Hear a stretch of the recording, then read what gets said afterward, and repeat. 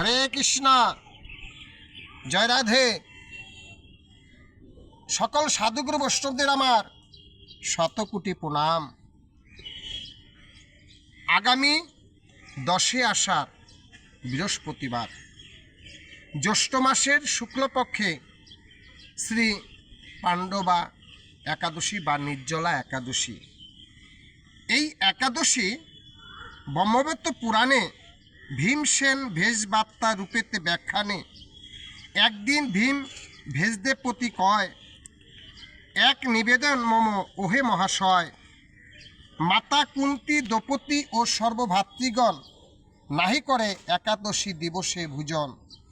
একাদশী দিনে যে বা উপবাসী রয়, সর্বপাপ ক্ষয়ে অনন্তে স্বর্গ লাভ হয়। ইহা আমি অবশ্যই আছি অবগত, কিন্তু উপবাসে আমি নাহি হই সমর্থ। কেশবের পূজা আর দানাদি করিতে যথাশক্তি পারি আমি ঐকান্তিক চিত্তে, কিন্তু একাদশী তিথি হলে উপস্থিত নাহি পারি থাকিবারে ভোজন রহিত। উপবাস দূরের কথা বারেক ভোজনে। ভীমসেন ভেষ মহাশয়কে বলেছিলেন যে একাদশী তো দূরের কথা, একাদশী তিথি আসলে আমার বাড়ির খিদা পায়।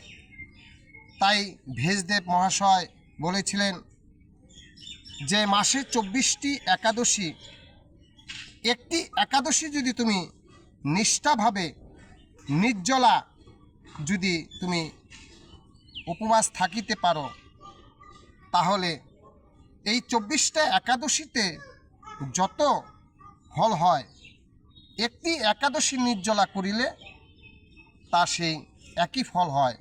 তো আমরা 12 মাসে 24টা একাদশী আমরা করে থাকি।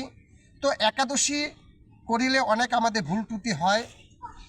তো যদি আমরা সেই একটা একাদশী যদি আমরা নির্জলা করিতে পারি, যত আমাদের ভুল ত্রুটি থাকে সেই ভুল ত্রুটি মোচন হয়, এবং যদি আমাদের পাহাড় সমানও যদি পাপ থাকে সে পাপ থেকে মুক্তি পাওয়া যায়। নিতাই গৌর হরি বল, সাধুগুরু বৈষ্ণব প্রেমানন্দে হরি হরি বল।